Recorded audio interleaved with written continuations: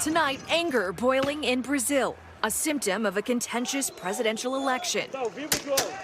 Current President Jair Bolsonaro's supporters unwilling to accept his narrow but decisive defeat.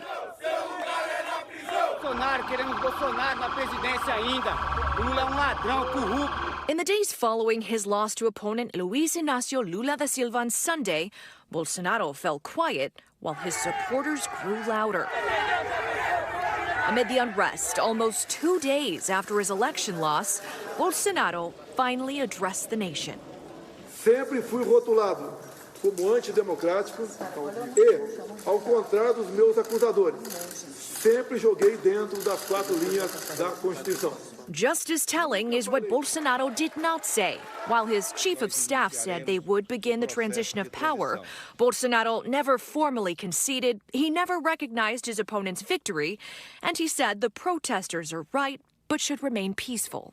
I think he is saying these kinds of things, just like Trump did, in order to send messages to his supporters that he still loves them. If you recall the comment that Donald Trump made on January 6th when he asked them to go home. Aqui não é caminhoneiro, aqui é o Brasil. Protesters carrying flags bearing Bolsonaro's face blocked roads. They blocked highways, facing off with police on roads leading to Sao Paulo airport, even causing flight delays, squeezing the supply to and from major cities in Brazil.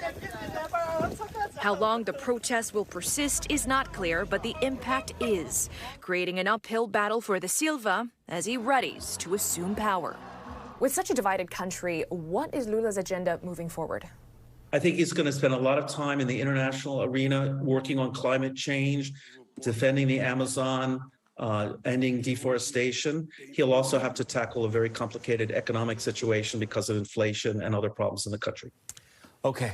Marissa joins us now live in studio here. So, Marissa, a couple questions. First, has President Bolsonaro reached out to Lula yet? Because, as you reported, it's very ambiguous what he's saying, whether he's conceding or not. Right. So it's tradition for them to speak to each other directly. However, that has not happened. What we understand is the vice president for Bolsonaro has spoken to the vice president for Lula, promising to help the transition of power, but nothing direct. And as we mentioned in the piece, the chief of staff for Bolsonaro has promised to help the transition of power, but nothing from Bolsonaro yet. So it looks like some bridges are being built, but we're not right there. I have to ask you about these protests because they're slowing the economy. The economy is already in trouble in Brazil. Is there any sign that the blockades with the truckers or the airports, that's going to be gone come tomorrow?